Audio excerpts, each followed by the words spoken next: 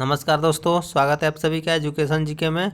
इस वीडियो में हम लोग देखेंगे बाल विकास और अध्यापन कला के महत्वपूर्ण प्रश्न जो कि सीटेट एग्जाम 2015 में पूछे गए हैं। क्वेश्चन नंबर 1 देखते हैं। विकृत लिखावट के साथ लिखने की क्षमता में कमी निम्नलिखित में से किसका एक लक्षण है? पहला ऑप्शन है डिस्प्लेक्सिया, दूसरा है डिस्कलेलुलिया, तीसरा है डिस्कलेक्सिया और चौथा है डिस्ग्राफिया। इसका सही उत्तर है ऑप्शन डी, डिस्ग्राफिया। नेक्स्ट प्रश्न चलते हैं। किसी बुद्धि में 12 वर्ष के बालकों के लिए निर्धारित औसत मान 75 है। 1 वर्ष के बालक का इस परीक्षा में औसत मान 75 है, उसकी मानसिक आयु क्या होगी?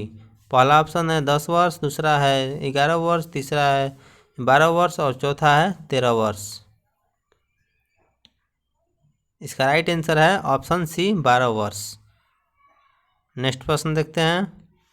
निम्नलिखित कथनों में कौन सा कथन बायोगैट्सिक द्वारा दिया गया है? ए ऑप्शन है बच्चे असंगत के चिंतन करते हैं, बी ऑप्शन है बच्चे अलग क्षेत्रों में सोचते हैं, सी ऑप्शन है संस्कृति और भाषा बच्चे के विकास में महत्वपूर्ण भूमिका निभाती है, चौथा है भावनाएं व्यक्ति से दूसरे व्यक्ति के अलग होती है। इसका आंसर दीजिए आप लोग। इसका सही उत्तर है ऑप्शन सी, संस्कृत और भाषा बच्चे के विकास में महत्वपूर्ण भूमिका निभाती है। अगला प्रश्न है, बिने साइमन बुद्धि परीक्षण को संशोधन करने वाले हैं।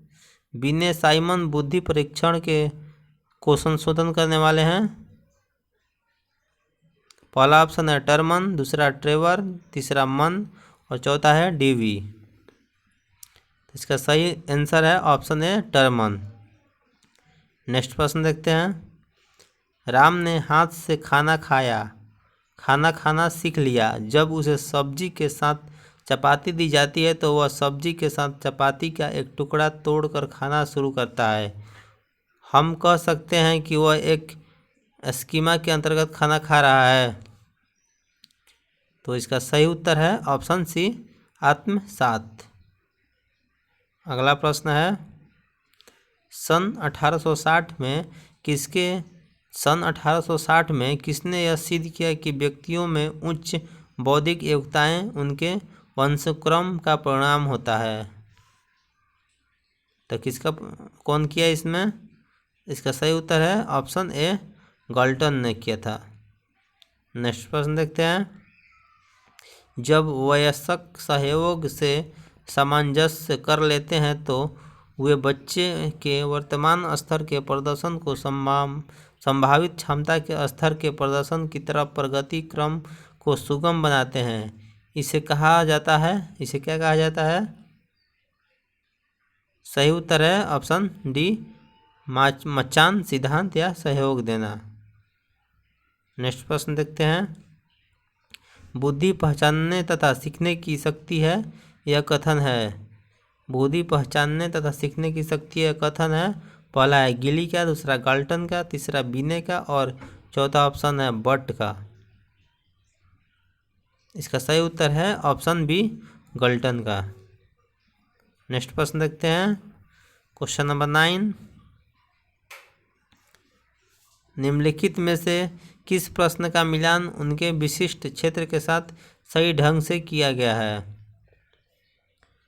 ए ऑप्शन है क्या गणित की उपलब्धियों के आधार पर आप अपने छात्रों को वर्गीकृत कर सकते हैं, आकलन या मूल्यांकन।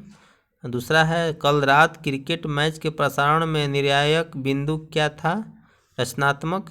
और तीसरा ऑप्शन है जड़ी बूटियों का उपयोग करके चिकन पकाने के लिए एक नई पाक विधि लिखिए, यह अनुप्रयोग है। और चौथा है दिए गए मापकों में कौन सा मापक आपको उत्तम परिणाम पाने में सहायता कर सकता है, इसका निर्धारण कीजिए, विश्लेषण। तो इसके आंसर बताइए आप लोग। इसका सही आंसर है ऑप्शन डी, दिए गए मापकों में से कौन सा मापक आपको उत्तम परिणाम पाने के में सहायता कर सकता है, इसका निर्धारण कीजिए, जो कि विश्लेषण कर रहा है ये। चलिए नेक्स्ट प्रश्न देखते हैं। बुद्धि का त्रिआयामी सिद्धांत किसने दिया था? बुद्धि का त्रिआयामी सिद्धांत किसने दिया था? इसका सही उत्तर है ऑप्शन डी, स्पीयरमैन ने दिया था। नेक्स्ट क्वेश्चन है, डैश को छोड़कर अधिगम अक्षमता निम्नलिखित में से सभी के कारणों से हो सकता है। पहला है मस्तिष्क रोग से, दूसरा है भावनात्मक अशांति से, तीसरा है व्यवहार अशांति से और चौथा है सांस्कृतिक कारक से। तो इसका सही उत्तर है ऑप्शन डी, सांस्कृतिक कारक से होता है। नेक्स्ट प्रश्न है, सामान्य बुद्धि बालक प्रायः किस अवस्था में बोलना सीख जाते हैं? सामान्य बुद्धि बालक प्रायः किस अवस्था में बोलना सीख जाते हैं? पहला ऑप्शन 11 माह, दूसरा 16 माह, तीसरा 34 माह और चौथा है 51 माह। तो इसका राइट आंसर है ऑप्शन ए, 11 माह में बालक जो है बोलना सीख जाते हैं। चलिए नेक्स्ट प्रश्न है, मानव विकास कई क्षेत्रों में बांटा गया है, जैसे शारीरिक, संज्ञात्मक, भावात्मक और सामाजिक। दूसरा है भावनात्मक, संज्ञात्मक, आध्यात्मिक और सामाजिक, मनोवैज्ञानिक। तीसरा ऑप्शन है मनोवैज्ञानिक, संज्ञात्मक, भावनात्मक और शारीरिक। चौथा ऑप्शन है शारीरिक, आध्यात्मिक, संज्ञात्मक और सामाजिक। तो इसका सही उत्तर है ऑप्शन सी, मनोवैज्ञानिक, संज्ञात्मक, भावनात्मक और शारीरिक। अगला प्रश्न है, बाल्य अवस्था में मस्तिष्क का विकास हो जाता है। बाल्य अवस्था में मस्तिष्क का विकास हो जाता है, ऑप्शन ए है 60%, ऑप्शन बी है 80%, ऑप्शन सी 90%, ऑप्शन डी 50%। तो इसका सही उत्तर है ऑप्शन सी, 90%। बाल्य अवस्था में 90% मस्तिष्क का निर्माण, बच्चों के मस्तिष्क का निर्माण हो जाता है। चलिए नेक्स्ट प्रश्न देखते हैं, स्कूल आधारित मूल्यांकन निम्नलिखित में से किसके लिए प्रारंभ किया गया था? स्कूल आधारित मूल्यांकन निम्नलिखित में से किसके लिए प्रारंभ किया गया था? आपके सामने ऑप्शन दिए हुए हैं, ऑप्शन देखकर बताइए इसे आंसर। इसका आंसर होगा ऑप्शन बी, सभी छात्रों के समग्र विकास को निश्चित करने के लिए मूल्यांकन, स्कूल आधारित मूल्यांकन किया जाता है। चलिए नेक्स्ट प्रश्न देखते हैं, 16 नंबर प्रश्न है, यदि छात्र अधिकांश कार्य स्वयं के हाथों से करेगा तो छात्र में क्या होगा? पहला, शारीरिक शक्ति बढ़ेगी उसकी, कि मानसिक शक्ति बढ़ती है, कि उसकी परिश्रम करने की भावना जागृत होती है, कि उसका आत्मनिर्भरता पैदा होता है? तो इसका सही उत्तर होगा ऑप्शन डी, आत्मनिर्भरता पैदा होता है उसमें। जो छात्र अधिकांश कार्य स्वयं से करेगा तो उसमें क्या होगा? आत्मनिर्भरता पैदा होता है। चलिए नेक्स्ट प्रश्न है, एक शिक्षक की कक्षा में कुछ शारीरिक रूप से विकलांग बच्चे हैं, निम्नलिखित में से कौन सा कथन उन्हें कहने के लिए उपयुक्त है? पहला है, व्हीलचेयर पर बैठने वाले बच्चे हॉल में जाने के लिए अपने साथियों की मदद कर लेते हैं। दूसरा है, मोहन कक्षा में बैठा रहा है और अन्य बच्चे मैदान में जाकर खेलें। तीसरा ऑप्शन है, मोहन आप अपनी बैसाखी का उपयोग खेल के मैदान में जाने के लिए क्यों नहीं करते? और चौथा ऑप्शन है, पोलियो ग्रस्त बच्चे अब एक गीत पेश करेंगे। तो इसका सही उत्तर है ऑप्शन सी, मोहन आप अपनी बैसाखी का उपयोग खेल के मैदान में जाने के लिए क्यों नहीं करते? चलिए अगला प्रश्न है, स्टर्न के अनुसार खेल क्या है? स्टर्न के अनुसार खेल क्या है? तो स्टर्न के अनुसार खेल जो है, खेल एक ऐच्छिक आत्म नियंत्रण क्रिया है। चलिए नेक्स्ट प्रश्न देखते हैं, एक समावेशी स्कूल, पहला ऑप्शन है, विद्यार्थियों की क्षमताओं की परवाह किए बिना सभी छात्रा के अधिगम परिमाणों के सुधार करने के लिए प्रतिबद्ध है। दूसरा है, छात्रों के बीच विभेद करता है, विशेष रूप से विकलांग बच्चे के लिए कम चुनौतीपूर्ण लक्ष्यों को निर्धारित करता है। तीसरा ऑप्शन है, विकलांग छात्रों के अधिगम परिणाम में सुधार लाने के लिए विशेष रूप से प्रतिबद्ध है। चौथा ऑप्शन है, अक्षमता के अनुसार छात्रों को सीखने की ज़रूरतों का फैसला करता है। तो इसका सही उत्तर होगा ऑप्शन ए, विद्यार्थियों की क्षमताओं की परवाह किए बिना सभी छात्रों के अधिगम परिमाणों में सुधार करने के लिए प्रतिबद्ध है। चलिए नेक्स्ट प्रश्न देखते हैं। लड़कियों के 12 परिवर्तन किस अवस्था में होने लगते हैं? लड़कियों के 12 परिवर्तन किस अवस्था में होने लगते हैं? पहला ऑप्शन है शैशवावस्था, दूसरा है बाल्यावस्था, तीसरा है किशोरावस्था और चौथा है पौधावस्था। तो इसका सही उत्तर है ऑप्शन सी, किशोरावस्था में। चलिए नेक्स्ट प्रश्न है।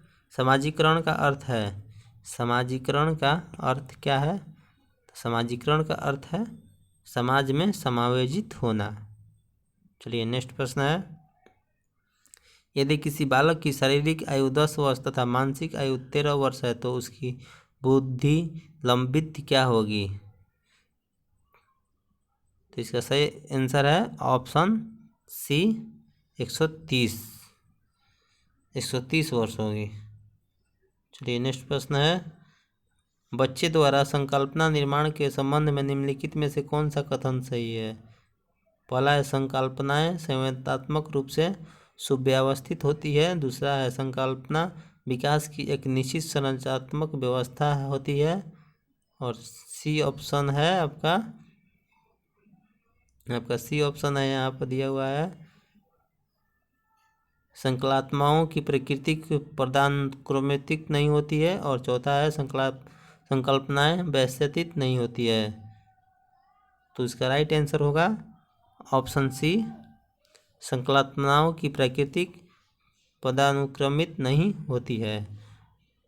अगला प्रश्न है। बुद्धि के प्रकार है, पहला अमूर्त बुद्धि, दूसरा सामाजिक बुद्धि, तीसरा गामक या यांत्रिक बुद्धि और चौथा ये सभी। तो इसका सही उत्तर होगा ऑप्शन डी, ये सभी। चलिए नेक्स्ट प्रश्न देखते हैं। संवेगात्मक रूप से अभिप्रेरित बच्चों की मुख्य विशेषता है।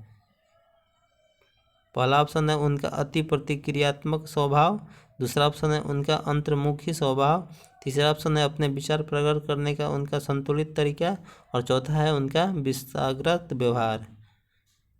तो इसका सही उत्तर होगा ऑप्शन सी, अपने विचार प्रकट करने का उनका संतुलित तरीका।